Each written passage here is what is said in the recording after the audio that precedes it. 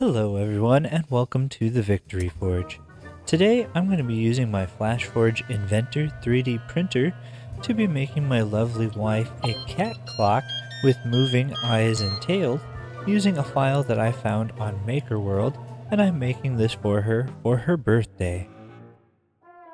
I was able to fit all 35 pieces onto the print plate with the exception of the main body, which was large enough that I needed to split it into two parts, and I will glue these together during the final assembly. I was especially pleased watching the cat's head during printing. It was particularly satisfying to see this come together.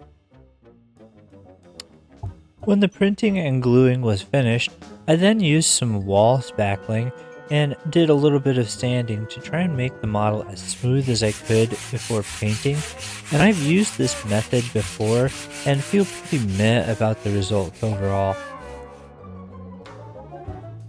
After giving all of the pieces a primer with my airbrush, I painted the rest with a brush, did some of the main assembly of the body, and then had to go back and touch up some of my paint after I was using some force to get a few of the pieces together. And finally, I gave everything a coat of matte clear varnish before I could move on to bringing this cat to life.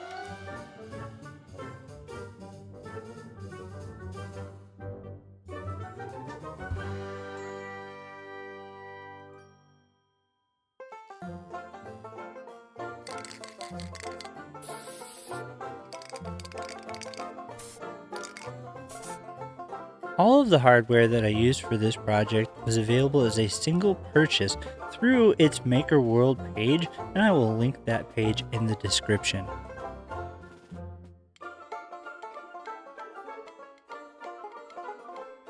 After installing the motor, I could then install this bracket which holds the cable for the motor and prevents it from being ripped out.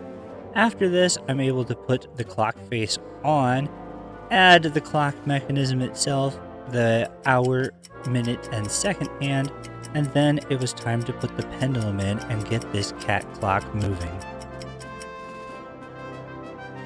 Now that I had all of the mechanics of the clock installed and confirmed they were working, I could add the final details, putting on the pause, put a battery in the clock so I could set the time, and then at the very end, I went back and added these heat shrink wire covers and a little bit of silicone grease to reduce the noise of the motor and the dowels that would scrape against the pendulum as the eyes went back and forth. With this, I sealed it up and we can call it done and get on to the glamour shots.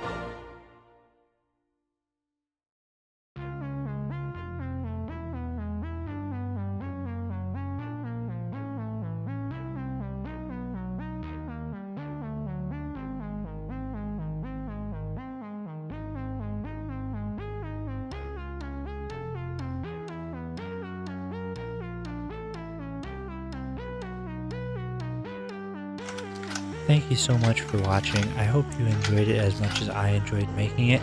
And if you did, please feel free to like, comment, subscribe, or even check out some of my other videos.